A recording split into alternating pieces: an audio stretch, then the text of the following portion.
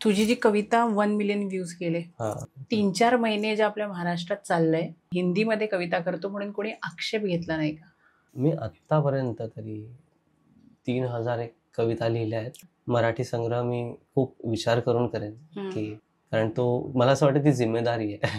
हा जमाना इन्फ्लुएन्सर्स आहे. मला असं वाटतं तुम्हाला जितके जास्ती फॉलोवर आहेत तुम्हाला तितकं विचारपूस होते.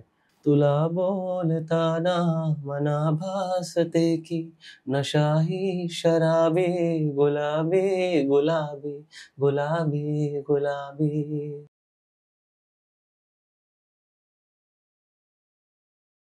कविता म्हणजे भावनांचा प्रवाह. शब्दांना आत्मा मिळतो आणि मनाला दिशा मिळते.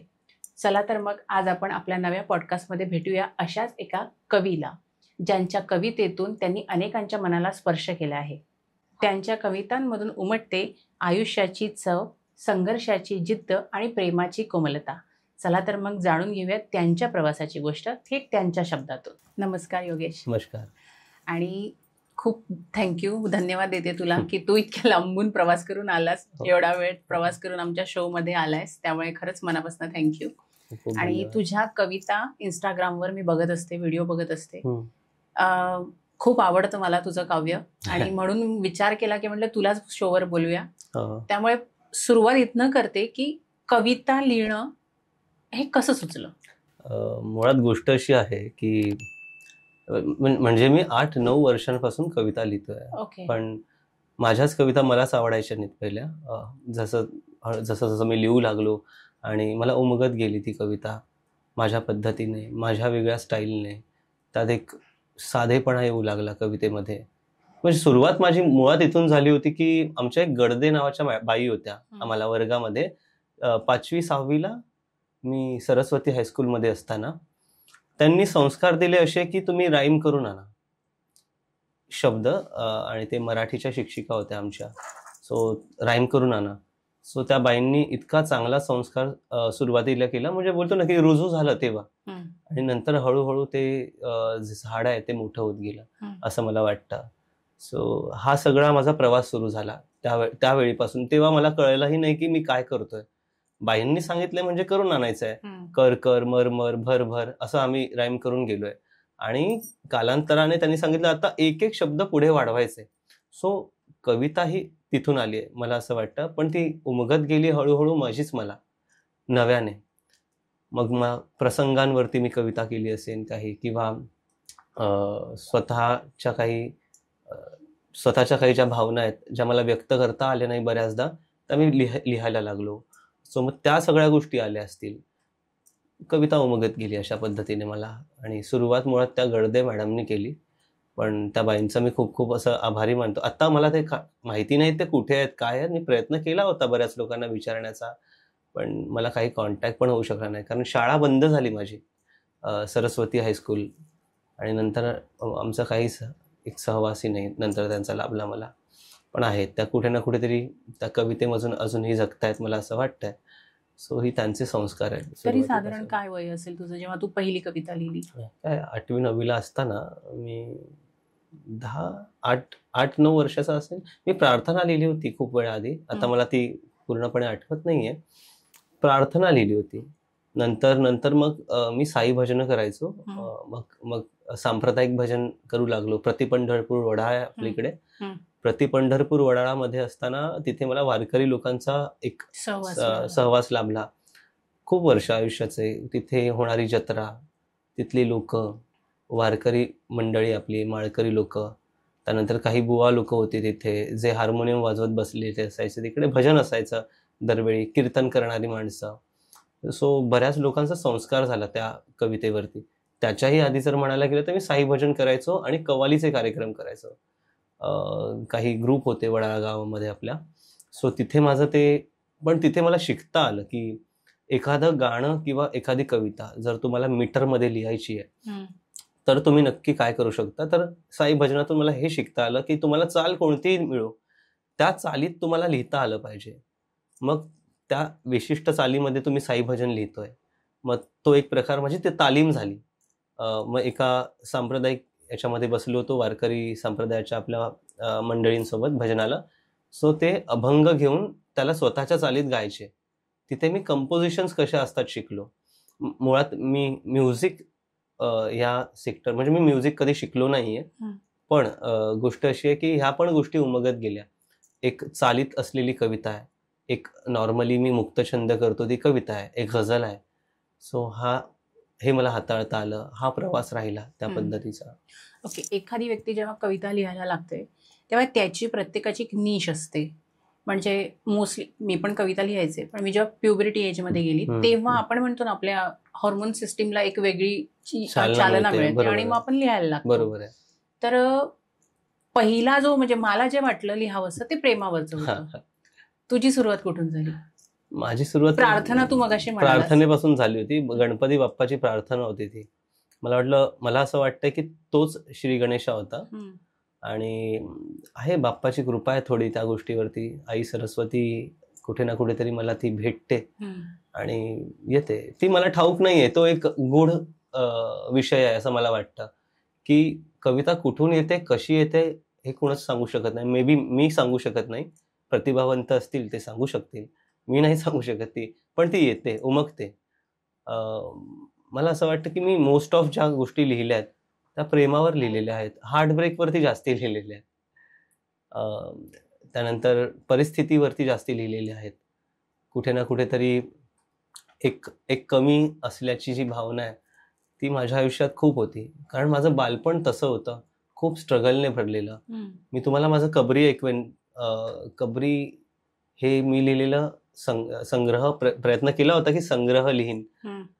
कबरी हा शब्द मुळात संत कबीरांच्या दोह्यातला आहे आणि ह्याला मध्य प्रदेश त्या बाजूला जेव्हा कबरी हा शब्द म्हणतात तेव्हा गाईला म्हणतात बडकबरी.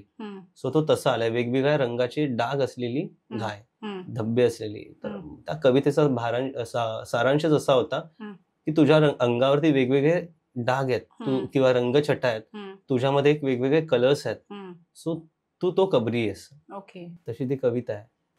त्याचं हे पण होतं, जब सपने मुकम्मल तू कर जाएगा, ये रस्ता भी सूना सा रह जाएगा, सदियों पुराने किनारे मिलेंगे, समुंदर सहेजे तू रह जाएगा, ओ कबरी ओ कबरी ओ कबरी. असं. ना भूलेगा तू घर के दहलीज को, ये बांकी सी किस्मत निहारे तुझको, है दर्द जिस्म पे भूल जाना कहीं, ये दर्द है गिरी शिखरों से ऊंचा नहीं, इस बेला भवंडर तू सह जाएगा, ये रास्ता भी अपना सा मिल जाएगा, जो सपने जहां को तू दिखलाएगा, सपने मुकम्मल तू कर जाएगा, ओ कबरी ओ कबरी ओ कबरी. छान, खूप छान. आणि तू तुझ्या घरच्या परिस्थितीबद्दल बोललास. प्रत्येक कविता करणाऱ्या माणसाला त्याच्या अंगभूत काहीतरी कलागुण असतात. बरोबर. ते आपल्या आईवडिलांकडूनच आपल्याला मिळालेले असतात. तुझ्या घरच्या सगळ्या बिकट परिस्थितीचा त्या दिवशी मी आढावा घेतलास, तुझ्याशी बोलले तेव्हा. ह्या सगळ्या स्ट्रगलमध्ये कविताच करावीशी का वाटली आणि ह्याची प्रेरणा म्हणजे अंगभूत कलागुण कुठून आलेत? मला कविता खूप जवळ वाटते माझ्या स्वतःच्या. लाईक काव्य हा प्रकार आहे तो खूप जवळचा वाटतो, कारण काव्य उत्पत्ती जिथून होते आहे, मे बी ती बोललो ना मी किती गूढ गोष्ट आहे माझ्यासाठी, की ती उत्पत्ती होते, पण ती जेव्हा उत्पन्न होते माझ्यातून कविता किंवा कुठेतरी जागृत होतात, ते शब्द मला सुचतात, मला लिहावंसं वाटतं, विषय सापडतात, तर मला असं वाटतं की तो खूप जवळचा विषय बनून जातो माझ्या. कविता ही खूप जवळची, काव्य हे माझ्या खूप जवळचं आहे, मला असं वाटतं. मे बी तेवढ्या जवळचं कोणीच नाही आहे आई वडील सोडल्यास. सो काव्य हे खूप खूप जवळची गोष्ट आहे माझ्या आणि त्याच्यासाठी तर तो लगाव पण आहे, कारण मी चालता बोलता मला लोकांच्या तोंडातून काव्य जाणवतं. मी बस्तीवरच्या कविता बऱ्याच लिहिल्या आहेत. बस्ती म्हणजे रस्त्यावरच्या कविता जेव्हा आपण म्हणतो, गरिबीच्या कविता म्हणतो, कारण मी आंबेडकर कॉलेज जवळ राहतो, तिथे नामदेव ढसाळांचं तिथे वास्तव्य होतं. सो तो एक संस्कार होता माझ्यावर की हा कोण आहेत हे व्यक्ती. मग एक कुठे ना कुठेतरी मला ते उमगत गेलं की अरे नाही, आपण वाचलं पाहिजे. ती वेळ होती. त्यावेळी मी ठरवलं की नाही, एकदा तरी नामदेव ढसाळ वाचायचे. नामदेव ढसाळ जेव्हा मी वाचले त्यानंतर कळलं की मला विविध विद्रोही कविता आहेत त्यांच्या लिहिलेल्या, पण समाजात अशा काही गोष्टी घडतायत ज्या गोष्टींवरती आवाज उचलणं गरजेचं आहे. दरवेळी प्रेम येणं गरजेचं नाहीये. मग कवी मुळात काव्य, या काव्य उत्पत्ती होताना हा रिबेल पण क्रिएट होतो. आणि कुठे ना कुठेतरी समाजाबद्दल एक सहानुभूतीपेक्षा मी म्हणेन की सत्य परिस्थिती जर तुम्ही मांडू शकलात तर तुम्ही कवी आहेत. भले ती प्रेमाची सत्य परिस्थिती असो, भले समाजाची सत्य परिस्थिती असो, पण ती मांडली गेली पाहिजे, लिहिली गेली पाहिजे, रिदमिक लिहिली गेली पाहिजे, असं मला वाटतं. बस्ती या पट्टीतली एखादी आठवणारी आहे, पण मी तुम्हाला त्याचा एक छोटा पीस ऐकवतो की बडा आसान है इंसान होना. हे बडा आसान है इंसान होना हे नाव आहे त्या कवितेचं. आता रिसेंट मी तो पुस्तक लिहिलंय, पण त्याच्या काही लिगलिटीज वरती काम सुरू आहे सध्या. की बडा आसान है इंसान होना, नंगी सड़क, खुला कमरा, हवा में गंध, मुंह में झाग, फटे होठ, कटे छोर, रात की बिकाई, दिन की कमाई, छोटा घर, छोटी सोच, भोला पक्का 120, क्या ढके की फटी कमीज, मुंह में गुटका, राही भटका, शादी बारात, फिर सुहागरात, दोपहर का किस्सा, रैली का हिस्सा, अनपढ़ नजरे, झूठे पैमाने, अनखिल फूल, वाइन का घूट, महंगा सूट, महंगी सिगरेट, महंगा धुआं, अपनों की दुआ, खंडर सा कुआ, बिल्ली का रोना, मौत बनाना. आता मला आठवत नाही ती, पण असंच आहे की पिंजरे का अर्श बनाने वाले, तू हमें हमारा दर्द न पूछ, इससे बदतर तो है सोच न पाना, बडा आसान है इंसान होना. आता मुळात यातमध्ये ना काही असे काही शब्द आहेत जे मुद्दामून टाळलेत मी इकडे. मी मुद्दामून टाळलेत कारण मला वाटत नाही की आता ह्याच्यात व्हावं. पण असं आहे, कधी मी गोलपिठा वाचलं तर ती इतक्या चाबूकपणे लागते मला कविता की त्यावेळी अशा काही गोष्टी व्हायच्या ज्यामध्ये सरासर त्यांनी होणारे जाच गरिबांवरती, दलित लोकांवरती जो काही भेदभाव होत होता त्यावरती लिहिलं गेलंय. आणि तो एक भाग राहिला माझ्या आयुष्याचा की तो स्ट्रगल होता ना माझ्या आयुष्यामध्ये की मी म्हणजे माझ्या वडिलांसोबत 8-9 वर्ष, म्हणजे ऍक्च्युली बालपणापासूनच शिवडी, दादर, मुंबई अख्खी फिरलोय. शिवडी होतं, दादर होतं, लालबाग आणि परळ, लोअर परळ. त्यानंतर या बाजूला गेलं बरकदली साईड, वडा ईस्ट, वडा ईस्टला. सो दिसत नसताना त्यांच्या खांद्यावर खूप मोठी बॅग असायची निळ्या रंगाची, त्यामध्ये खूप साऱ्या अगरबत्त्या असायच्या, 20-20 किलोचं त्यांच्या खांद्यावर बोज असायच्या. हातामध्ये ती ब्लाइंड लोकांची आपली स्टिक असते, ती स्टिक घ्यायचे आणि एक हात मी पकडलेला असायचा. आम्ही दारोदारी जाऊन अगरबत्त्या विकायचो. सो हे काही वर्णन मी तुम्हाला सांगितलं या कवितेतून, कुठे ना कुठे बाबांसोबत जाताना पाहिलेलं आहे. कारण ते वयच तसं होतं माझं भित्र. आणि त्यात ह्या कवितेत तुम्हाला वाटणार नाही की मी काहीतरी असं फुलवून सांगितलेलं आहे. सत्य परिस्थिती आहे, जे आहे ते मांडलंय. तुम्हाला पटतंय तर बघा, नाहीतर मग तुम्ही इतरांसारखे डोळे बंद करून घेऊ शकता. तुझी प्रत्येक कविता पटण्यासारखीच आहे योगेश, प्लीज आवडेल आम्हाला. सो हा प्रकार राहिला. सो वडिलांसोबत माझा स्ट्रगल खूप झाला. माझ्या वडिलांनी दिसत नसताना मला मोठं केलं. त्यांनी त्या पद्धतीने मला वाढवलंय की त्यांच्या मेहनत ही माझ्यात कुठेतरी आहे. मला एक गोष्ट करायची असेल, वडिलांची जिद्द आहे माझ्याकडे, ती मी जिद्दीने करतो जे पण करतो ते. सो अशी गोष्ट राहिली आहे. आई आहे, आईकडून मला तो प्रेमळपणा, साधेपणा आलाय. आई माझी खूप भोळी आहे, सो तिच्याकडून तो भोळेपणा आलाय. हळूहळू ह्या दोघांचे संस्कार असे झालेत. पण वडिलांसोबत जे मी क्षण घालवलेत ते स्ट्रगलचे होते. माझ्या आजोबा होते ते मिल कामगार होते. सो कुठून कुठून तो जो रिबेल असतो तो तिथून पण आलाय मला. एक असा प्रकार आहे. पुढे जाऊ शकतो आपण. येस. आता मला हे विचारायचं आहे की तुझी जी कविता 1 मिलियन व्ह्यूज गेले, तू मोस्टली कविता हिंदीमध्ये करतो आणि मराठीतही करतो. 3-4 महिने जे आपल्या महाराष्ट्रात चाललंय, असा व्हायरल प्रश्न तुला विचारते की मराठी हिंदीमध्ये कविता करतो म्हणून कोणी आक्षेप घेतला नाही का?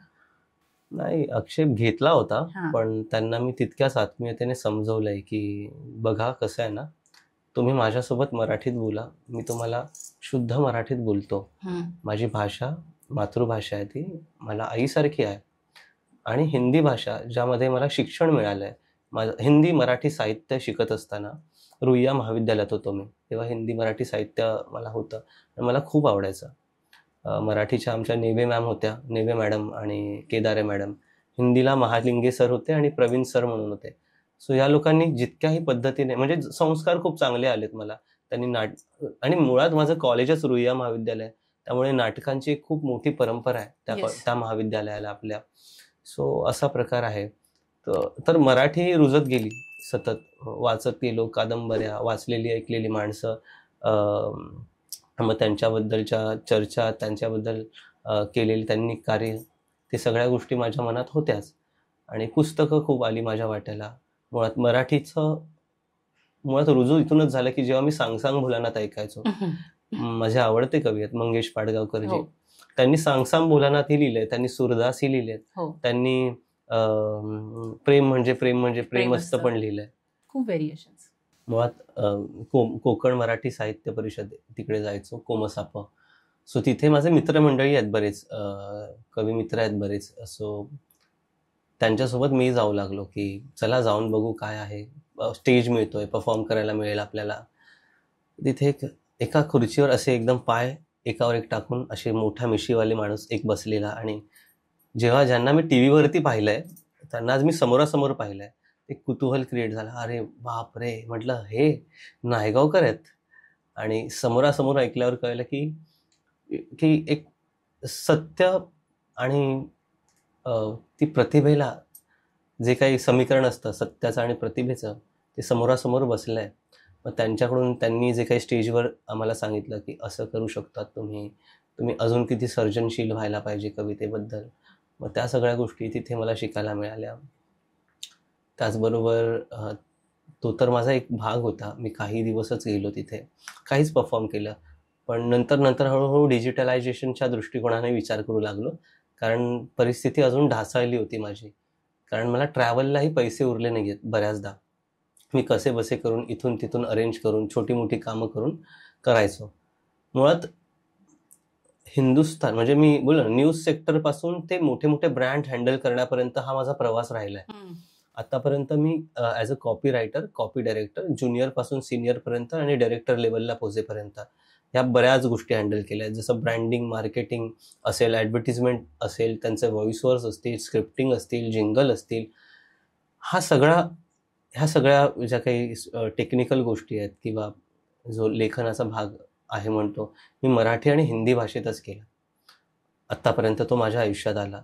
सो मला कधी असं वाटलं नाही आहे, जसं आता हे मराठीत जसं विवा शिरवाडकरजी आपले कुसुमाग्रज असतील, त्यानंतर कुसुमाग्रज असतील, सुरेश भट आहेत, मंगेश पाडगावकरजी आहेत, त्यानंतर असे बरेच जे लेखक आहेत. मुळात ते डिसरिस्पेक्ट राहील की मी असे बरेच म्हणू, कारण तो खूप जवळचा विषय आहे. पु ल देशपांडे आहेत, तिकडे मला कॅरेक्टर शिकायला मिळतात बऱ्याचदा, की वेचावं तर नक्की काय वेचावं, त्या सगळ्या गोष्टी आहे. आणि हिंदीमध्ये गेलो तर हिंदीमध्ये पण मी वाचन माझं प्रचंड झालंय त्या बाबतीमध्ये, की प्रेमचंदजी होते आम्हाला पहिले, नंतर दिनकरजी आले, रश्मी रथी माझ्या समोर आलं. मला असं वाटतं की बऱ्याच मुलांसमोर एक वय झाल्यानंतर त्यांच्यासमोर रश्मी रथी आपोआप येतं. सो ते तरी तुला खूप कमी वयात तुला रश्मी रथी कळलं. त्यामागे एक कारण असं होतं की महाविद्यालयीन शिक्षण जेव्हा मी घेत होतो आता, तेव्हा आम्हाला सिलेबसला होता रश्मी रथी. तो त्याचा एक स्पेसिफिक मीटर होता. सर जेव्हा शिकवायचे तेव्हा थोडं ना फनी वाटायचं ते. पण नंतर कळलं की हे असं का बोललं जातं, की अख्खं काव्य त्यांनी एका मीटरमध्ये केलंय, एक बहेर चुकला नाहीये त्यांचा. सो ती प्रतिभा आहे मुळात, की तुम्ही किती उत्कटतेने ती गोष्ट मांडताय समोर, पण तुम्ही तितकंच क्राफ्ट ते ऍडिशन केलं त्याच्यामध्ये. ऍडिशन म्हणण्यापेक्षा आपण त्याला क्राफ्ट केलेली गोष्ट म्हणतो ना, की वेल क्राफ्ट म्हणतो आपण एखादा पीस, एखादी गोष्ट. जसं आता एखादी रांगोळी आपण काढली, एखादा चित्रकार चित्र काढतो, ती प्रिसाइजनेस असते त्यामध्ये. सो कवितेत ही तीच प्रिसाइजनेस असते. पण हा भाग राहिला खूप टेक्निकॅलिटीचा. मुळात सगळे कविता करू शकतात, सगळ्यांना केलीही पाहिजे, लिहिलंही पाहिजे. सो मुळात क्राफ्ट नाही पाहिला तरी चालतो सुरुवातीला, पण जेव्हा एक जिम्मेदारी येते आपल्यावरती, आपल्याला समजू लागतं की नाही, आपण 4 लोकांमध्ये चाललो, आपण एक वारसा जपतोय, ही जी जाणीव आहे ना, ती खूप वरच्या लेवलची आहे. मी म्हणतो की ती खूप माझ्यासाठी भारावून टाकणारी आहे, की कविता ही फक्त कविता नसून ही जिम्मेदारी होते एका वेळेनंतर. आज तुला किती जण ऐकतायत, तुला किती जण ओळखतायत, तर त्यांना तू असंच काहीतरी देऊ नाही शकत. हां, ही गोष्ट असू शकते की मुळात त्यांना नाही आवडणार तू केलेली कविता. मुळात ते म्हणतील ठीक होती, मुळात ते म्हणतील की शब्द छान होते, मुळात ते म्हणतील की भावना ठीक होत्या तुझ्या. पण ॲज अ कवी म्हणून कुठेतरी मला ती गोष्ट समजणं गरजेचं आहे की कितपत, कुठे आणि कधी. तुझी ती 1 मिलियन व्ह्यूज केलेली कविता मला ऐकायला आवडेल. हा, ती गझल आहे पूर्ण. मी गझल कविता मुळात हिंदी कविता, हिंदी गझल आहे. आणि ह्या गझलचं असं आहे की मला पहिलं मीटरिंग माहिती नव्हतं, मी सहज लिहायचो, फक्त खयाल होता तो. म्हणजे त्याला मी क्राफ्ट करण्याचा प्रयत्न केला आणि ती क्राफ्ट करून एक गझल क्रिएट केली की त्याचा भाव एकदम सोपं लिहिलंय, त्यामुळे तुम्हाला आवडेल. की मैं क्या क्या खो के गुजरा हूँ, मैं क्या क्या खो के गुजरा हूँ, मैं तुमसे हो के गुजरा हूँ, मैं क्या क्या खो के गुजरा हूँ, मैं तुमसे हो के गुजरा हूँ, दुनिया को हंसता दिखता हूँ, मैं कितना रो के गुजरा हूँ, दुनिया को हंसता दिखता हूँ, मैं कितना रो के गुजरा हूँ, अब दिल नहीं लगता कहीं, अब दिल नहीं लगता कहीं जो तेरा हो के गुजरा हूँ, अब दिल नहीं लगता कहीं जो तेरा हो के गुजरा हूँ, मैं तो तेरे बाहों से कल महके महके गुजरा हूँ, मैं तो तेरे बाहों से कल महके महके गुजरा हूँ, तेरे लिए इन ख्वाबों की बारात लेके गुजरा हूँ, तेरे लिए इन ख्वाबों की बारात लेके गुजरा हूँ, तुझसे मिले हर फूल को अर्थी पे लेके गुजरा हूँ, उस दिन एक मोड़ पर, और उस दिन एक मोड़ पर सैलाब हो के गुजरा हूँ, मैं क्या क्या खो के गुजरा हूँ, मैं तुमसे हो के गुजरा हूँ. हे राहिलंय की एका व्यक्तीचं होऊन जाणं आणि तुम्हाला नंतर तो व्यक्ती कधीच न सापडणं, आणि त्या व्यक्ती सारखं असून फायदा नाही आहे ना, कोणी ती व्यक्तीच हवी आहे. ती फिलिंग आहे यामध्ये की आत्ता मी तुझा होऊन गेलोय आणि कसं आता मी कोणाचा होणार. युजली लोक म्हणजे आजकाल जेनझी ट्रेंड बरेच सुरू आहेत, ते गोष्टी काही सुरू आहे त्यांचं, आणि मुळात मला ह्या गोष्टी कळत नाहीत थोड्या. मी खूप, मलाही कळत त्या बाबतीत खूप, कारण मी 1996चा मुलगा आहे आणि मला मुळात हे कळायला पाहिजे होतं. अशा बऱ्याच लोकांचं ओपिनियन आहे, तुला का नाही कळत ह्या गोष्टी. म्हटलं अरे काय घेणं देणं आहे. माझ्यासाठी फक्त एवढंच होतं की पाहिले न मी तुला, तू मला न पाहिले. आणि जास्तीत जास्त काय झालं तर जवळ येता येता किती अंतर राहिले इथपर्यंत. नाही, पण मला असं वाटतं की प्रेमात पडायचं जे एक काळ असतो ना, त्याच्यामध्ये जर तुम्हाला हे काव्य समजलं तर तुम्हाला त्या प्रेमाचा अर्थ उलगडत जातो. आणि आजच्या जेनजीजना म्हणजे मला असं वाटतं काय खूप छान गोष्ट तुम्ही हरवताय. म्हणजे सांगायचं झालं तर ते डेटिंग ऍप्समुळे आता ते वेगळ्याच प्रकारे त्यांचं प्रेम व्यक्त करतात. पण मला असं वाटतं की मुळात मला असं वाटतं ह्यामध्ये मॅम, म्हणजे मी सॉरी तोडत नाही तुम्हाला इकडे, की जसं पाऊस पडतो, मातीचा सुगंध येतो, तशी फिलिंग कुठेतरी स्पर्शाची जाणीव आहे. तो स्पर्श आहे, तो जो मृदुगंध आपण म्हणतो एकदम मृदुल असतो, छान असतो, ते हरवून चाललंय. आणि तो मातीचा सुगंध हरवतोय. सतत पाऊस पडला तर कंटाळवाणा होतो, तुम्ही तीच गोष्ट हरवताय मुळात असं मला वाटतं. माहिती नाही आता बघणाऱ्यांपैकी किती लोकांना ह्याच्यातला जो आपल्याला जे सांगायचंय ते कळेल. मुळात माझे बरेच मित्र जेनझी आहेत, म्हणजे त्यांच्यासोबत वावरताना मला कळत आहे की असं त्यांच्याकडे बरेच, अरे माझी मैत्रीण आहे, आम्ही एक्स्ट्रा याच्यात आहोत, काय बोलतात, अफेअर्स मध्ये आहोत, आमच्यात प्रेम आहे पण आमच्यात रिलेशन नाहीये. बरं, आमच्यात रिलेशन आहे पण आम्ही सहजच राहतो एकमेकांसोबत. हे माझ्या खूप गुंतागुंतीच्या गोष्टी बाहेर आहे. आहे. मी म्हणतो अरे बाबा थांब आता इकडे थांब थोडं कुठेतरी भटकतोयस तू, काय आहे नक्की हे ठरव, मग मला सांग. नाहीतर मग काय करताय काय तुम्ही वाया जाताय. पण ठीक आहे, म्हणजे तुमचं आयुष्य आहे, तुम्ही बघा. मी तुम्हाला सांगणारा कोणीच नाहीये. मी जास्तीत जास्त तुम्हाला एक कविता देऊ शकतो, ती तुम्हाला समजली तर बघा. ज्या दिवशी तुला ही गोष्ट कळली की मराठी भाषेला अभिजात भाषेचा दर्जा मिळालाय, त्या दिवशी काय भावना होती तुझी कवी म्हणून? मुळात मला खूप बरं, म्हणजे ही खरी गोष्ट आहे की खूप खूप झटपटी होत होत्या त्या गोष्टींसाठी. आणि कित्येक वर्षांपासून ती गोष्ट आहे. मी जेव्हा टीव्ही समोर होतो आणि तिथे जेव्हा हा सोहळा चालू होता, मुळात कुठे होता ते, विधान अखिल भारत आपलं हे दिल्लीला सुरू होता.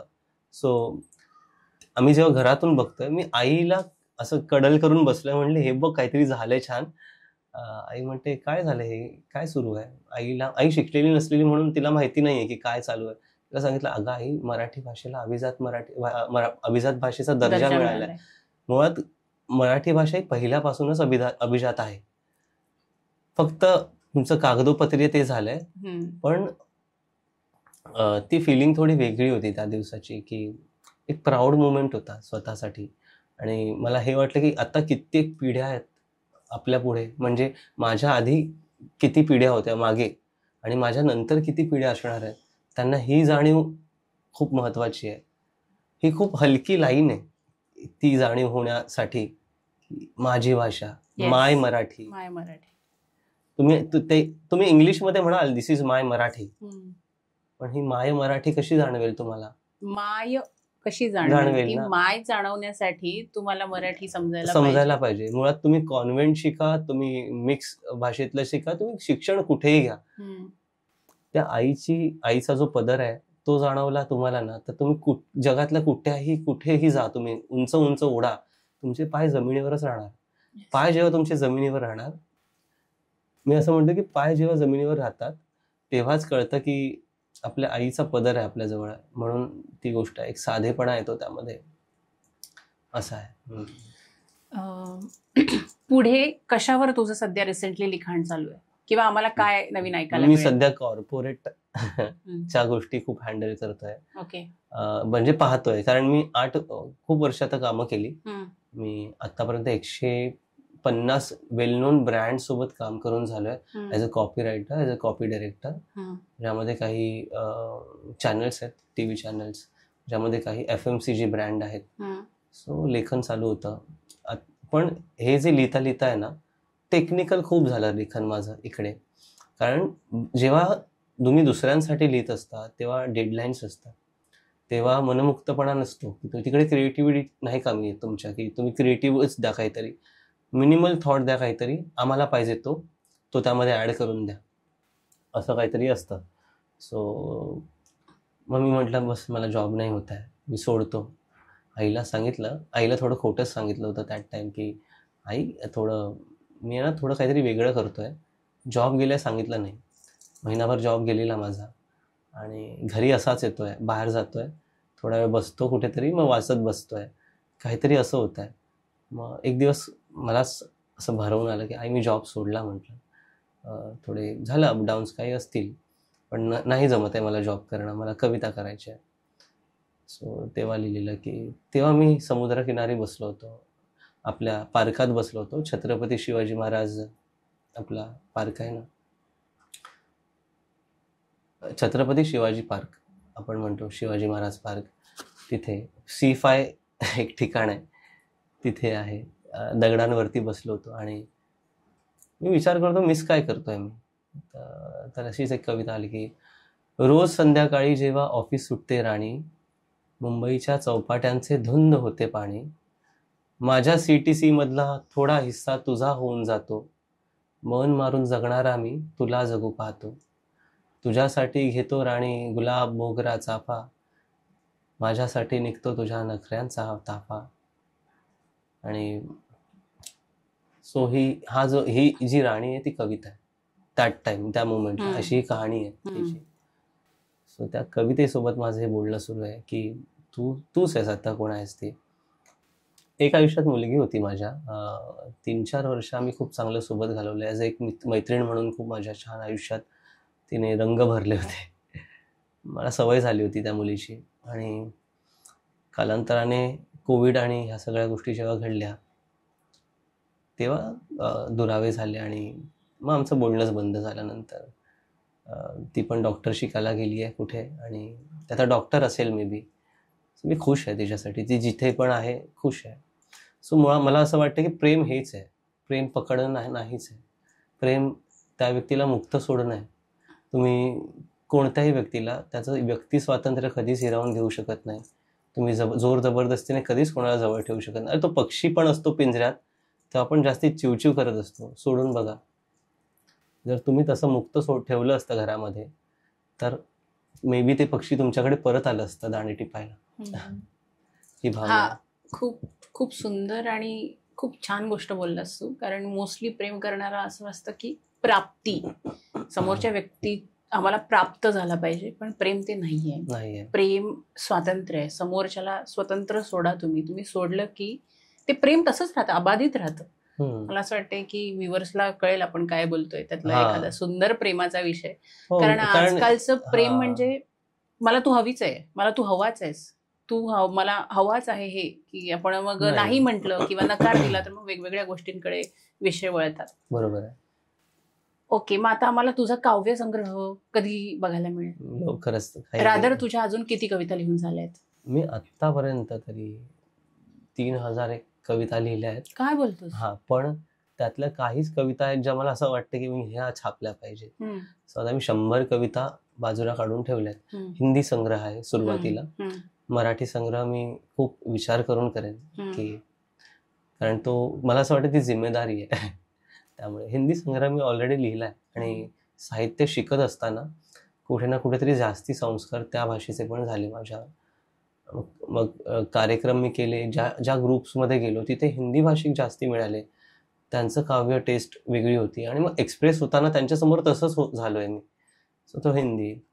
पण मी एक विषय राहिला होता मगाशी की तोच विषय मुक्त सोडण्याचा, की किती स्वप्न पाहिले होते एक रात्र जागण्याआधी, मृदुगंध माळले होते एक रात्र जागण्याआधी, मनास तारुण्य होते मग मैल मैल मोजताना, आपण हरवलो कुठे मग एक रात्र जागण्याआधी. सो हा प्रकार आहे. एक रात्र जागण्याआधीची गोष्ट आहे आणि सकाळ झाल्यावर आपल्याला कळतं की ही गोष्ट नाही. आपण एक्सेप्ट केलं पाहिजे. आपल्याला सोपं नाही ना. ते सोपं होण्यासाठी मराठी भाषेकडे लोक वळले पाहिजे. मराठी साहित्य, मराठी काव्य आजकालच्या मुलांनी वाचलं पाहिजे, तर त्यांना जे आपण बोलतोय ते कळेल असं मला वाटतं. आजकाल इन्फ्लुएन्सर्सचा जमाना आहे. म्हणजे हा जमाना इन्फ्लुएन्सर्सचा आहे. मला असं वाटतं की तुम्हाला जितके जास्ती फॉलोवर आहेत तुम्हाला तितकं विचारपूस होते. पण माझे असे बरेच कवी मित्र आहेत जे खरंच खूप सुंदर लिहितात, मुळात माझ्याहून सुंदर लिहितात, पण त्याला फॉलोअर्स नाही आहेत, तेवढे व्ह्यूवरशिप नाही आहे. पण असं नाही की त्यांची प्रतिभा नाही आहे. ती फॉलोअर्स तुम्हाला तुमचे सोशल मीडियाचे टॅक्टिक्स येऊन मिळू शकतात, पण तुमची प्रतिभा कोणत्या टॅक्टिकने नाही येऊ शकत बाहेर. कविता तुम्ही कोणत्या टॅक्टिकने ChatGPT वापरून नाही लिहू शकत. त्यासाठी तुम्ही बोलता ना की आत्म्याचा GPT वापरावं लागतं त्यासाठी. आणि बुद्धिमत्तेचं सॉफ्टवेअर असावं लागतं. अगदीच. तरच तुम्ही छान काहीतरी अपलोड करू शकता असं मला वाटतं.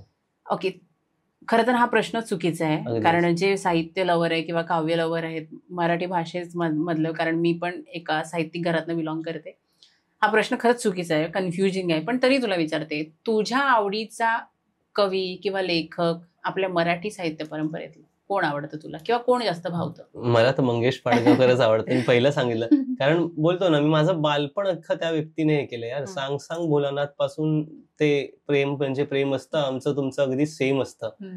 ह्यातच अख्खं हे आहे माझं विश्व आहे. मला असं वाटतं की कारण इतर कवी मला कोणी इंट्रोड्यूस केलीच नाहीत. ते जसं जसं मी कॉलेजमध्ये आलो, जसे जसे मला शिक्षक भेटले त्यानंतर ते इंट्रोड्यूस झालेत. पण बालपणी जे इंट्रोड्यूस झालेत तेच होते.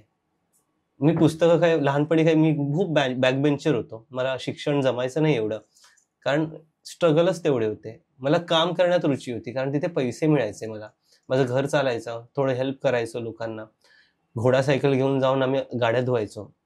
सो तेव्हा शिक्षणाचं महत्व मला कळलं नव्हतं. पण हळूहळू मला जसं वाढत्या वयामध्ये जसं मी कॉलेजमध्ये आलो तसं वेगवेगळे लेखक आले आयुष्यामध्ये. पण तोपर्यंत तर मंगेश पाडगावकरच होते, आणि ते गीत होतं पहिलं बालगीत, जे माझ्या डोक्यात भिनत होतं. आता मराठीमधले मंगेश पाडगावकर, पण हिंदीमधलं असं वेगळं कोण? हिंदीमध्ये म्हटलं नाही, दिनकर आहेत, ज्यांनी रश्मी रथी लिहिलं. अजून एक आहेत प्रेमचंदजी, त्यांच्या काही कथासंग्रह आम्हाला होते. सो ते वाचता वाचता वाचता मला कळलं की गावाधिकांच्या म्हणजे गावच्या ठिकाणच्या काही कथा आहेत ज्या इतक्या चपकळ बसतात तुम्हाला. खूप सत्य घटना असलेल्या कथा आहेत काही, किंवा अशा कथा ज्याच्यामध्ये खूप काही घडतंय, पण विषय असा काही हाताळला त्यांनी, तो खूप जवळचा आहे, आपुलकीचा आहे. मला आता नाव आठवत नाहीये, पण त्यांनी भेडिया म्हणून एक कुठेतरी कथा वाचली होती मी. सो मला आठवत नाही ते त्यांचीच आहे की नाही. हे तेच की असे कथावाचक येत गेलेत. आणि माधव गजानन मुक्तिबोध एक आहेत, मी त्यांना खूप वाचलंय.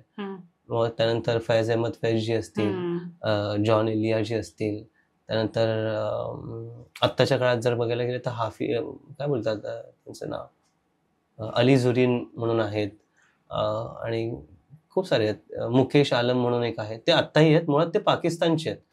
आता तो हेटरेट झालाय सगळ्या गोष्टीचा, तर त्या सगळ्या गोष्टी आहेत. पण असं एक साहित्याची कुठलीच जात धर्म नसतं असं मला वाटतं. त्यामुळे काही साहित्य कुठून आलंय, इंग्रजी भाषेत लिहिलंय तर इंग्रजी भाषेत काहीतरी लिहिलं गेलंय. मग जसं मी आता जावेद अख्तरजी आले होते छत्रपती शिवाजी पार्कमध्ये, एक सुंदर ओळ म्हणाले ते तिकडे, की जेव्हा तुम्हाला कळेल बाहेरच्या साहित्यात काय चाललंय, तेव्हा तुम्ही इकडे काहीतरी वेगळी गोष्ट पण करू शकता. गोष्टींचे ट्रान्सलेशन झाले पाहिजेत. जसं मराठी भाषेत काय ते हिंदी भाषेत कळालं पाहिजे, जे हिंदी भाषेत ते मराठी भाषेत कळालं पाहिजे. ह्याला सांस्कृतिक देवाणघेवाण बोलतो, साहित्यिक देवाणघेवाण झाल्या पाहिजे.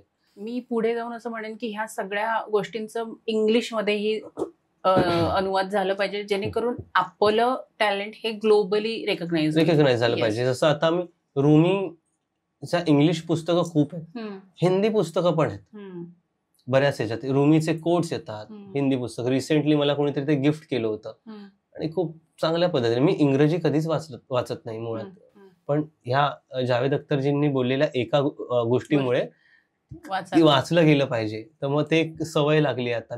मला कोणती पुस्तकं भेटतात, मला समजणार नाही सुरुवातीला, वाचणार एक पान करून पुस्तक संपवायचंय, कारण मला माहिती पाहिजे की बाई ह्या साहित्यामध्ये काय चाललंय. जसं आता मी एक कविता केली होती रिसेंट. सो हा हिंदी मराठीचा जो काही मेळ आहे तो त्यामध्ये मांडण्याचा प्रयत्न केला होता. ही कविता त्यामुळेच बनवली होती मी की हिंदी मराठी वाद सुरू होता, पण एक हिंदी भाषा मराठी भाषेबद्दल काय बोलू शकते, किंवा मी काय बोलू शकतो हिंदी भाषेतून मराठी. मला असं वाटतं की बाहेरून जेव्हा येतं तेव्हा लोकांना जास्ती आवडतं. आता हे मला ह्याचं प्रत्येक असायला सांगतो, मी खूप सारे व्हिडिओज टाकले आहेत. जेव्हा मी इंट्रो हिंदीत दिला आणि मराठी कविता ऐकवली, तेव्हा लोकांना तो हुक वाटला आणि त्यांनी शेअर केलं. लोकांचं मराठी भाषेबद्दलचं प्रेम आहे, आणि त्याला मी नाही बोलत नाहीये कधीच, कारण मीही तितकाच आत्मीयतेने ती भाषा वापरतो. आणि हिंदी ही एकदम मावशीसारखी वापरतो, की मावशी आहे माझी. सो मावशी आणि आई हे जेव्हा एकत्र येतात तेव्हा काय होऊ शकतं. सो त्या संगम आहे की नको विचारू वो कौन है मेरी, ऐसे मराठी माँ है मेरी. नको विचारू वो कौन है मेरी, पहले मराठी माँ है मेरी. जिन्हें दिले शब्दांचे मोती, कितनी प्यारी जुबां है मेरी. आओ दिखाओ मिट्टी क्या है, आओ दिखाओ मिट्टी क्या है, एक लहू पहचान है मेरी. चल दाखवतो माझी माती, एक लहू पहचान है मेरी. हा काळ ही ग्वाही देतो आहे, तेज निखर ईमान है मेरी. प्यारा बेटा हूँ मैं योगी, सबसे प्यारी माँ है मेरी. सुंदर. प्यारा बेटा हूँ मैं योगी, सबसे प्यारी माँ है मेरी. खूप सुंदर. ही कविता आहे. पण तुला एक सांगू योगेश, माझ्या कॉलेजमध्ये एक मैत्रीण होती माझी, आणि असंच म्हणजे 20-25 एक कविता तरी माझ्या लिहून झाल्या. तर ती प्युअर हिंदी भाषिक होती आणि तिला इतक्या आवडायच्या, म्हणजे मराठी भाषा तिला आवडायची, मराठी साहित्य तिला, म्हणजे जवळजवळ आम्ही जेव्हा गप्पा मारायचो ना, सांगण्याचा मुद्दा हा आहे, काही हिंदी भाषिक लोक पण आहे ज्यांना मराठी साहित्य आवडतं. अगदीच.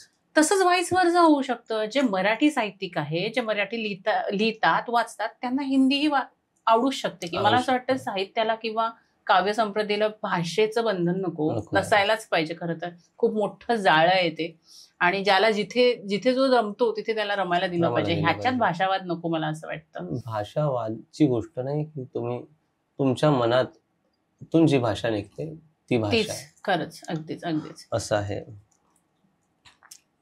अजून हे वाचायचंय तुला? हो, अजून एक कविता ऐकवतो मी तुम्हाला. ऐकव. ही सक्सेसच्या दृष्टिकोनाने लिहिली आहे, की मुळात कुठे पळतोयस तू. स्वतःवरती जेव्हा प्रश्न आले की भाई काय करतोयस, कुठे जातोयस, जायचंय कुठे तुला, एवढा वेग कशासाठी आहे, म्हणजे थोडा हळू चालू शकतो आपण, मे बी 10 लोक तुझ्या सोबत चालतील, जातोयस कुठे, थांब थोडं इकडे. ते लिहिलं होतं की अरे माणसा जरा हळू चाल, किती धावशील किती ती खटपट, असं सक्सेस मिळत नसतं पटपट. रस्ता मिळत असतो पण वाट मिळत नसते, रस्ता मिळत असतो पण वाट मिळत नसते. अशा वेळी ही पापणी पापणीला बिलगून बसते. भरला दर्या डोळ्यांमध्ये ओतू जाऊ पाहिल, भरला दर्या डोळ्यांमध्ये ओतू जाऊ पाहिल. ऊर भरून येईल वनवा पेटू पाहिल, बघता बघता सारं काही खाक होऊन जाईल. म्हणून सांगतो मित्रा जरा हळू चाल. बरं, हळू चालण्यात कसली आली आहे लाज, हळू चालण्यात कसली आली आहे लाज, कसला आलाय वेग आणि कसला वेगाचा माज. भर पावसात भिजून जाशील पाऊस थांबणार नाही, भर पावसात भिजून जाशील पाऊस थांबणार नाही. उन्हात घामाने भरून जाशील उन्हाचा ताप वाढत जाईल. हळूहळू जर कमीच होत असेल तुझ्या डोळ्यांचा हा साज, म्हणून सांगतो मित्रा जरा हळू चाल. छान छान अशी कविता आहे. सो मी कधी बंधनात बनलो नाहीये कुठल्याच. माझी पर्सनॅलिटीज अशी आहे, मला सेन्स होते लगेच की मला असं वाटलं की कंटाळवाणं आयुष्य होत आहे, मी निघून जातो कुठेतरी, छान बाईक काढतो. असंच मी चालता चालता नाशिक गेलो आहे, खेडला जाऊन आलो आहे, दापोली वगैरे आम्ही जाऊन आलो फिरून. माझे कार्यक्रम सुरू होते क्या कहने, ज्यामध्ये हिंदी गझल शो होतात. आत्ताही आम्ही काही नवीन कलाकृती करण्याचा प्रयत्न करणार आहोत. सो आम्ही त्याचे दौरे केले, बरेच ऑडिटोरियम शो लावले, 400 500 लोक आली पाहायला, लोकांनी प्रेम दिलं. त्याबद्दल मला असं वाटतं की एक वेगळा विश्वास क्रिएट झाला प्रत्येक व्यक्तीबद्दल. जे आम्ही 4 शायर होतो, लोक येतात आणि लोक जातात, आणि काही लोक असतात जे थांबतात. हे मला या सगळ्या प्रोसेसमधून शिकायला मिळालं. आणि हेच मुळात असं मला वाटतं हेच आयुष्याचं सूत्र आहे कुठे ना कुठेतरी. चालत राहणं, जे काही करता येईल आपल्याला ते करत राहणं, आणि न थांबता कॉन्स्टंट राहणं. आणि जर एखादं अवॉर्ड, एखादं बक्षीस मिळतंय तर हवेत जाण्यापेक्षा मला असं वाटतं की ते मिळालं हे ॲक्सेप्ट करून चाल. हां, मिळालंय, आता पुढे काय. बरोबर. किंवा कोणतंही एक काम केलं, गाणं लिहिलं, मी जिंगल दिल्यात बऱ्याच ब्रँडसाठी, मी गाणी लिहिली आहेत. सो मी लिहिलं, छान होतं गाणं, आता पुढे काय, म्हणजे काय करता येईल तेवढ्यापुरतं ते मला कुतूहल राहिलंय. पण नंतर पुढे कायच्या शोधामध्ये मी पुढे निघून गेलोय. असंच मी म्हणजे सुरुवात पहिला मी जेव्हा गाणं लिहिलं होतं कोणतं, मुळात मला तिकडे खूप फसवी लोक भेटली. खूप वेळा आधीपासून तिकडे मी पाहत नाही, मुळात तिकडे जाऊया नको आता. सर्वात पहिला कॉलेजमध्ये असताना लिहिलं होतं की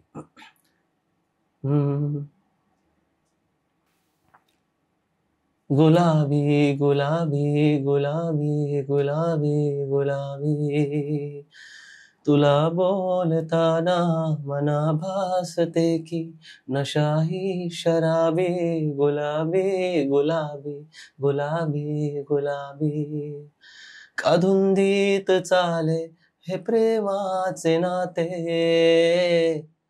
का धुंदीत चाले हे प्रेमाचे नाते, असे भास होती तुला नी मलाही, असे श्वास होती गुलाबी गुलाबी गुलाबी गुलाबी. ह्या गाण्याचं पुढे काही झालं नाही, काहीच नाही. ही कविता आहे मुळात. म्हणजे ह्याचा पण एक किस्सा होता की आमच्या शाळेत आमच्या कॉलेजमध्ये इंटर कॉलेजिएट स्पर्धा व्हायच्या किंवा खूप साऱ्या टीम होत्या बीपीएम विद्यार्थी प्रतिनिधी मंडळांमध्ये, आणि प्रत्येक ग्रुपमध्ये ना, प्रत्येक टीम मध्ये खूप चांगले चांगले परफॉर्मर होते. आणि मी हॉस्पिटॅलिटीमध्ये होतो दॅट टाइम, की आणि तिकडे खूप छान छान मुलं मुली होते. पण टॅलेंट कोण करणार आता पुढे जाऊन, काय इंट्रोडक्शन कोण देणार, परफॉर्म कोण देणार. तर एकीने इंट्रोडक्शन दिले की ही आमची टीम आहे, आम्ही असं असं करणार, आमचे हे ध्येय आहेत. टॅलेंट पण असलं पाहिजे ना. तर सडन कोणीतरी मला मागून धक्का दिला. समोर 400-500 माणसं आहेत अशी, आणि मी असं आहे की हातात माईक आहे दिला, आणि आता काय करू, मी ब्लँक होतो. म्हणजे डोळे बंद करतो, आणि ही कविता ऑन स्पॉट आलेली कविता आहे. ओके. सो असं झालं. नंतर मग बाहुली गाणं लिहिलं. त्यानंतर शब्दांपलीकडे नावाचा एक इव्हेंट, म्हणजे माझे सिनियर बसवायचे तिथे, खूप सुंदर त्यांच्याकडून जे मला शिकता आलं, नृत्य, नाट्य, संगीत, कविता आणि कथा हे एकत्र कंबाईन करून एका मिनिटाचा महाराष्ट्र उत्सव व्हायचा, तेव्हा आम्ही लिहायचो. मुळात तर तो मला हाताळताना, तो जेव्हा मी बसवत होतो तेव्हा मला एक गाणं सुचलं होतं. नयनांचे कोडे मनी दाटले, जरासे जगावे मला वाटले, का रोखून पाहे अशी तू मला, शोधू कसा मी तू, का रोखून पाहे अशी तू मला, शोधू तुला मी कसा, जा विसरून जातो मला. हे बोल आहेत त्याचे. आणि चाल पण मी माझ्याच पद्धतीने मला ज्या सुचल्या त्या दिलेल्या, की मी ऐकू शकतो गाणं तसं. का नयनांचे कोडे मनी दाटले, जरासे जगावे मला वाटले, का रोखून पाहे अशी तू मला, शोधू कसा मी तुला, जा विसरून जा तू मला. मी काही म्हणावे तुला ना कळावे, कळावे तरीही हे प्रेम ना म्हणावे, नजर जरा झुकावी मनाला छळावी, हे भाव एक व्हावे परीरिते उरावे असे, धारत्ता तारी रारी रारत्ता नारी रारी रारत्ता रारी रारी रा. एक कथा आहे. मग ती म्हणते पुढे, की हा तो म्हणत होता आतापर्यंत, ही ती म्हणते, मी सोडून आले रे माझीच दारे, तुझे शांत वारे हे देती शहारे, या बावऱ्या मनासी हा स्पर्श सावळा रे, हा गंध ओळखीचा मी मर्म जाणला रे नवा, धारत्ता. आणि दोन लोक नृत्य करता करता मध्ये चाफ्याचं झाड असतं तिथे भेटतात आणि चाफे बरसतात, असं त्याचं एक व्हिज्युअल होतं. म्हणजे आम्ही ते बसवला होता ऍक्ट, तो स्किट होता एक छोटा, त्यात हे गाणं दिलं होतं. अशा पद्धतीची मी बरीच गाणी लिहिली. मुळात मी ऍडव्हर्टायझिंग क्षेत्रात गेलोच यासाठी की मला जिंगल लिहायला मिळते, गाणी लिहायला मिळतील. मुळात माझा पहिला जॉब होता हिंदुस्थान पोस्ट सावरकर स्मारकामध्ये, स्वातंत्र्यवीर सावरकर राष्ट्रीय स्मारक आहे तिथे, हा न्यूज पोर्टल आहे तिथे मी प्रमोशन्स साठी काम करायचो सुरुवातीला. आणि तिथे होते रणजित सावरकर, त्यांचे पूर्ण सगळं त्यांनी सुरुवात केलं होतं. स्वप्नील सावरकर तिथले एडिटर होते, मंजिरी मराठे होत्या, मंजिरी मराठे ताई. सो त्यांचा एक सहवास लाभला मला. त्यावेळी मी नवीन होतो, मला गोष्टी उमगत होत्या की, आणि त्यावेळी कामाची गरज पण होती बरीच. आणि असं नाही की मी गरज होतो म्हणून काम करत होतो, कारण मला ती संगत आवडू लागलेली. आपली माणसं, आपुलकीचे बोल, आपली लोक, ऑडिटोरियममध्ये होणारे जे काही कार्यक्रम आहेत ते पाहता यायचे मला, कारण ऑडिटोरियम मोठं होतं. आणि सावरकर राष्ट्रीय स्मारकाच्या बाहेर आहे ना, तिकडे लाईट शो होतात. तिकडे सावरकरांची अख्खी एक लाईट शो मध्ये दाखवलेली प्रतिमा म्हणण्यापेक्षा तिकडे एक एव्ही असायची, ज्याला अमिताभ बच्चनच्या आवाजात डब केलं गेलं आहे, आणि ते लेखन पण खूप सुंदर आहे. सो तिकडे प्लॅटफॉर्म बनवलेला आहे. मला असं वाटतं की लहान मुलांना असं सगळं पाहायला आवडतं. त्याचबरोबर कोणी ज्यांना सावरकरांबद्दल जाणायचंय त्यांनी तो लाईट शो पाहावा, कारण ते क्विक त्या एव्ही मधून 1-1.5 तासाची असेल मे बी, किंवा अर्धा 1 तासाची असेल. त्यातून आपल्याला अख्खं सावरकरांचं एक वरच्या वर आयुष्य समजतं की काय आहे. जसं मार्शलिस्टच्या याच्यामध्ये त्यांनी हे केलं होतं, मग समुद्रात उडी मारली होती, मग काय वादावाद होतात, कसं होतं, मग त्यांनी कितपत गोष्टी केल्या. आणि हा कधी असतो शो? हा शनिवार रविवार असतो मे बी. आत्ता पावसाळा होता म्हणून मे बी चालत नाही, पण आता सुरू होईल लवकरच. तो होता. मग त्यांच्याबद्दल थोडं तिथेच राहून वाचता आलं. मग नेमजसीने परत मातृभूमीला सागरा प्राण तळमळला, हे तेव्हा जाणवतं आपल्याला जेव्हा तो लाईट शो मी पाहिला, आणि ती तळमळ काय होती, आणि स्वातंत्र्यासाठी भारत मातेच्या किती सहन करणं असावं एखाद्या व्यक्तीने. सो ते मला जाणवलं तिकडे. आणि मुळात आपण ते बोलतात की सहन करणं आपण फील नाही करू शकत, त्या व्यक्तीने केलं. ते व्यक्तिमत्व वेगळं होतं. मुळात मी असं कोणी मोठा व्यक्ती नाही आहे किंवा वक्ता प्रवक्ता कोणी नाही आहे की मी असं सांगावं, पण मला मनापासून जी लोक आवडतात त्यांच्याबद्दल मी बोलतो. आणि माझी साधी भोळी भावना आहे त्या प्रत्येक व्यक्तीबद्दल.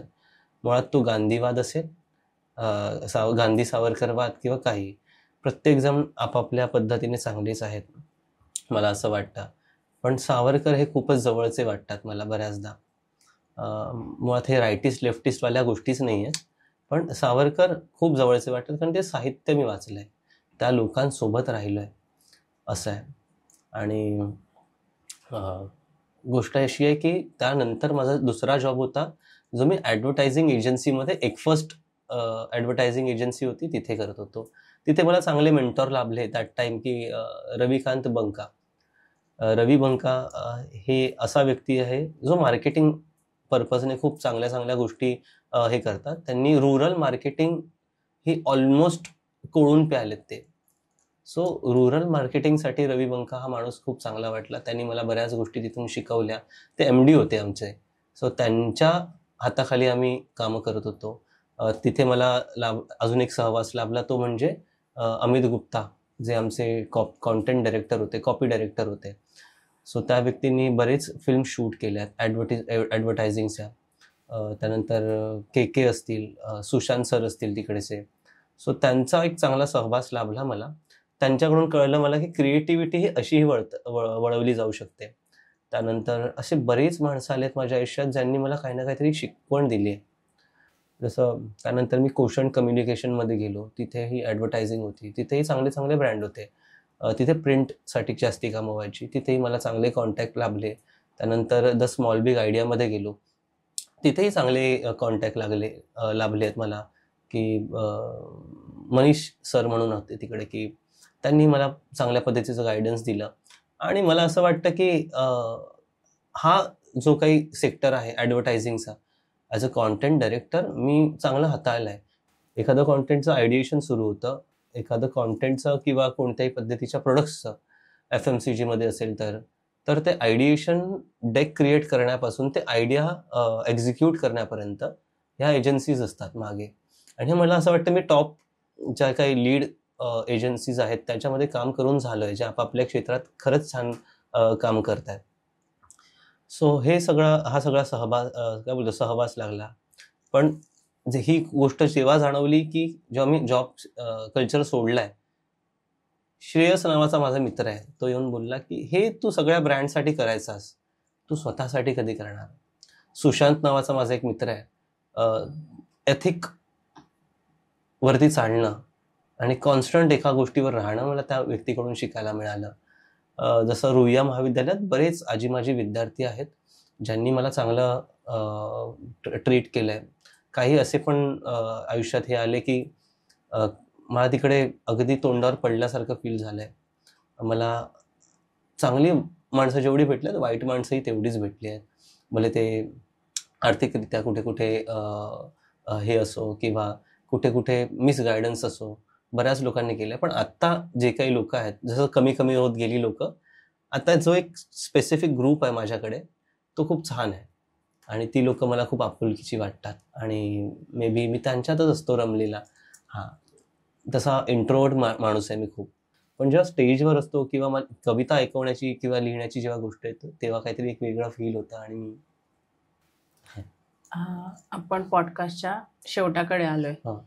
तुला मनाला भिडणारी, मनाच्या अगदी जवळ असणारी अशी एखादी कविता? एक कविता आहे की ती चालीत पण ऐकू शकतो की ती बाहुली का सावली विसावलो तुझ्यामध्ये, का ओळखी दावीत मी चाले असा नोळखे, ती बाहुली का सावली विसावलो तुझ्यामध्ये, या कर्णकुंडलांना ताऱ्यांच्या आठवांना नयनात साठवूया हा रास खेळताना, अशी तुझी नि माझी ही भेट ही अनोखी, स्वप्नात घेत फिरकी हे गीत गाती पक्षी, भेदुंद ही नशा अशी मला मनास भावली, का भेट ही अनोळखी मी गुंतलो तुझ्यामध्ये. सुंदर सुंदर. तुझ्या पुढील वाटचालीसाठी तुला खूप खूप शुभेच्छा आणि परत एकदा खूप मनापासून थँक्यू. तू गप्पांच्या गावात आला आणि इतक्या सुंदर गप्पा मारल्या आमच्या बरोबर. धन्यवाद. धन्यवाद. आजचा एपिसोड इथेच संपतो. आजचा एपिसोड तुम्हाला कसा वाटला हे नक्की कमेंटमध्ये आम्हाला सांगा. आणखी तुमच्यासाठी अजून आम्ही कुठले गेस्ट बोलवले पाहिजे, तुम्हाला असं वाटत असेल की या गेस्टला आपण गप्पांच्या गावात बोलवलं पाहिजे, तर आम्हाला नक्की कमेंटमध्ये सजेस्ट करा. आम्ही त्यांच्यापर्यंत पोहोचण्याचा नक्कीच प्रयत्न करू. तुम्ही सगळे व्हिडिओ बघताय पण सबस्क्राईब करत नाहीये, सो चॅनलला सबस्क्राईब करा, लाईक करा आणि शेअर करायला विसरू नका. नमस्कार.